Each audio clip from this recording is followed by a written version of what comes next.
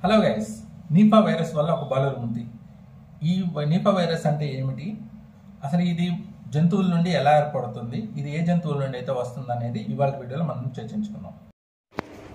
Nipah వైరస్లో 14 ఏళ్ల బాలుడు మృతి చెందడంలో కేరళ వైద్య అధికారులు అప్రమత్తమయ్యారు. మరో 60 మందిని హై రిస్క్ కేటగిరీలో ఉన్నట్లు గుర్తించినట్లు ఆ రాష్ట్ర ఆరోగ్య శాఖ మంత్రి తెలిపారు. చనిపోయిన బాలుడిది పండికాడ్ అనే పట్టణం అని కేరళ ఆరోగ్య శాఖ మంత్రి వీణా జార్జ్ చెప్పారు. ఆ బాలుడితో కాంటాక్ట్ అయిన వారందరినీ ఐసోలేట్ చేసి పరీక్షలు జరపాలని వెల్లడించారు.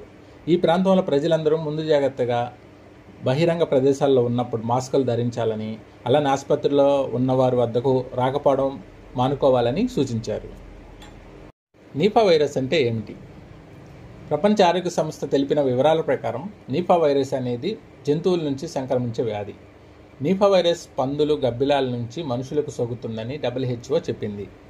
మహమ్మారిగా వ్యాప్తి చెందే ప్రమాదం ఉండడం వల్ల ఈ వైరస్ను ప్రయారిటీ పథోజన్స్ లిస్టులో చేర్చింది WHO. యాంటీబయాటిక్స్ను తట్టుకోగలుగుతూ మానవాళి తీవ్ర ముప్పు కలిగించే ఈ వ్యాధి కారకాలను WHO ప్రయారిటీ పథోజన్స్ లిస్టులో చేరుస్తుంది. Nipah virus లక్షణాలేంటి?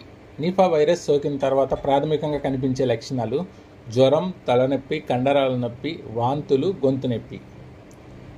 పైకి చెప్పిన లక్షణాలతో పాటు మరికొన్ని లక్షణాలు కొందరిలో కనిపిస్తున్నాయి. అవి వచ్చేసి కళ్ళు తిరగడం, మగతగా కనిపించడం, సుహ తప్పడం, మదిరవాపు, న్యూమోనియా, ఇతర తీవ్ర శ్వాస సంబంధించిన వ్యాధులు గుర్తించబడ్డాయి.